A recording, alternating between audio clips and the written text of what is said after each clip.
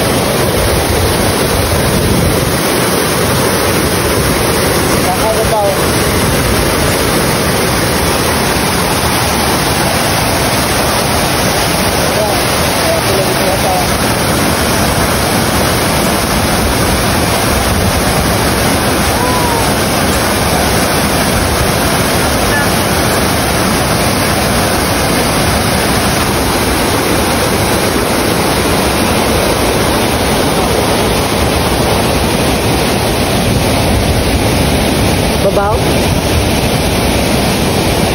Dira aday. Ug kini nga falls tungod sa kadako ug kaabunda sa tubig, perti kaayong tugnawa. Tugnawa. Dito sa Madrian, ano? Ha? Yeah.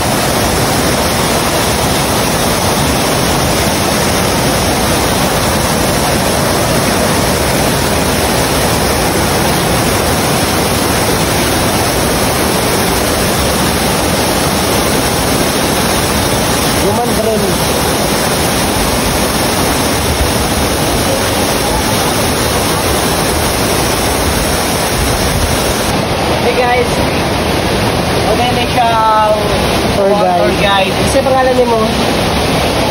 Moonlight? Kong Kong. Kong Kong. Kong Kong. Si Kong Kong. Mano yung mong tour guide para baka anhin diri sa Bikayan Falls. Kay pwede pa kayong layo ay gamay. Ito baka tabok nga sapa. Bisa nga makaabot ka diri. Og tungod kay natapos naman mi og pwede kayong tugnawa diri so hinay-hinay na daay mi sa among pagpanguli. Kaoban ang among tour guide nga si Kungkong. Og sa among pagpanguli, diri di ay sa unahan nadagma di ay ko tungod sa lapok. Wa gyud na kontrol ang ako ang chinilas. Og mao kini ang nahitabo. Tungod kay na out balance ko, perti kaayong loyan ako.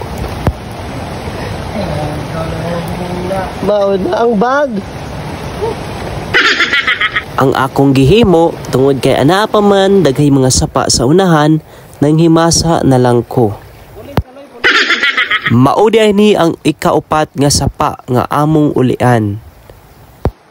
Ug sa tanan di ay nga manganhi diriya sa Bikayan Falls, kung anaa mo sa tandag proper, ana agyud sa 2 ka oras kun kulang. Adisir mo nga makaanhi diriya sa Bikayan Falls. Maunang ari na mo diriya tungod kay perti kaayo siyang ninduta. Tungod kay kapoy naman magbaklay, matulog na lang sa siguro ko diriya. Salamat sa inyong pagtanaw.